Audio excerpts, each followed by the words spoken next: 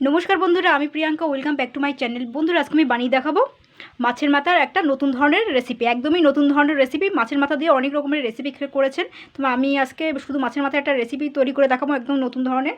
तो एखाने किन्तु माछेर माथा आछे 500 ग्राम। तो आपनारा चाइले एकटु बेशी करे निते पारेन बा बड़ो साइजेर दिके निते पारेन। तो आमी एकटुखानि छोटो साइज दिके नियेछि। तो सबार प्रथम किन्तु माछेर माथागुलो भालो करे धुए निते होबे। और माछेर माथाय किन्तु बेशी নোংরা থাকে, माछेर माथागुलो कानकोगुलो किन्तु भालो करे धुए निते होबे। किन्तु आमी किन्तु ताई करे नियेछि, धुए नियेछि, अनेकबार धुए नियेछि किन्तु। तो एबार आमी धुए नेওয়ার পরে এবার আমি এতে জাস্ট একটু নুন হলুদ মাখিয়ে নেব এতে ভালো করে।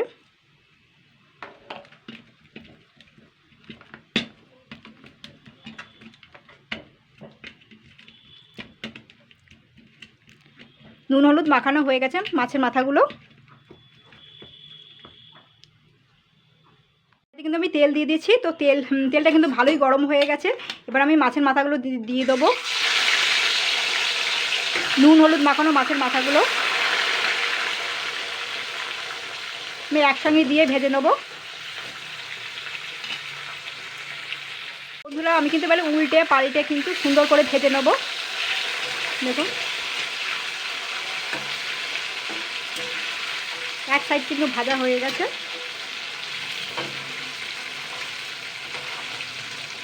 হালকা লাল লাল করে ভেজে নেব, কিন্তু খুব পুড়িয়ে ফেলবো না কিন্তু মাছের মাথাগুলো।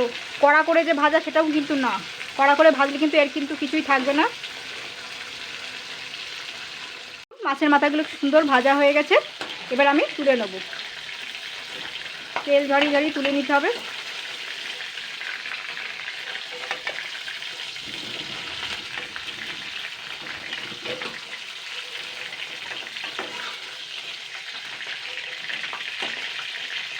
এই দেখুন মাছের মাথাগুলো ভাজা হয়ে গেছে।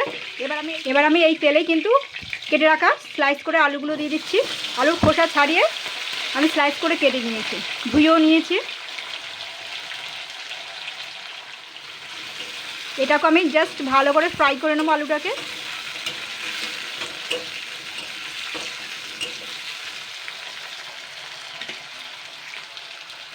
আমার কিন্তু আলুগুলো লাল লাল করে ফ্রাই করা হয়ে গেছে। আমি এর মধ্যেই কিন্তু আদা রসুন 1 চামচ বাটা আর পেঁয়াজ বাটাটা দিয়ে দিলাম, টমেটো কুচানোটা দিয়ে দিলাম। এটা দিয়ে আমি এবার আবারও নাড়াচাড়া করে নেব।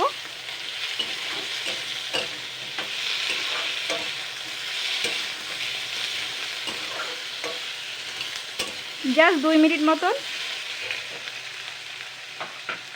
এবার আমি নুন হলুদ চিনিটা দিয়ে দিচ্ছি স্বাদ মতন।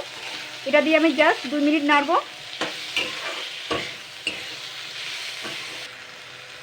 2 মিনিট হয়ে গেছে। এখানে কিন্তু জিরা পাউডার দিচ্ছি, আপনারা ধনিয়া পাউডার অ্যাড করতে পারেন। আমি একটা টমেটো কেচাপ দিয়ে দিচ্ছি, কাশ্মীরি লঙ্কার গুঁড়ো পাউডার কালারের জন্য দিচ্ছি।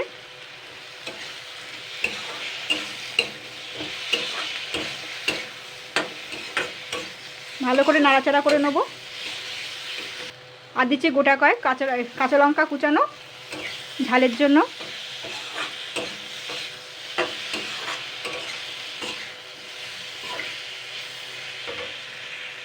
আর দিচ্ছি 1 চামচ বেসন গুঁড়ো। এটাকে দিয়ে আমি ভালো করে 2 মিনিট মিডিয়াম আঁচে ভেজে নেব।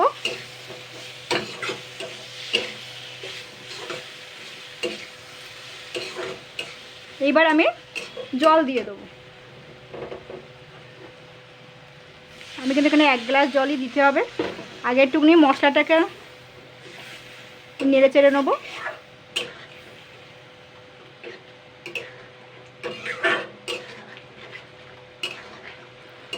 দেখুন তরকারিটা কিন্তু সুন্দর ঘন হয়ে গেছে। এবার আমি এতে বেশি পরিমাণে জল দেবো।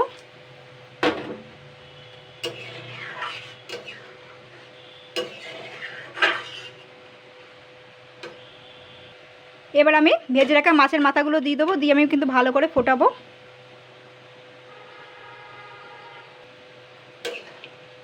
মাছের মাথাগুলো একটুখানি করে দিতে হবে।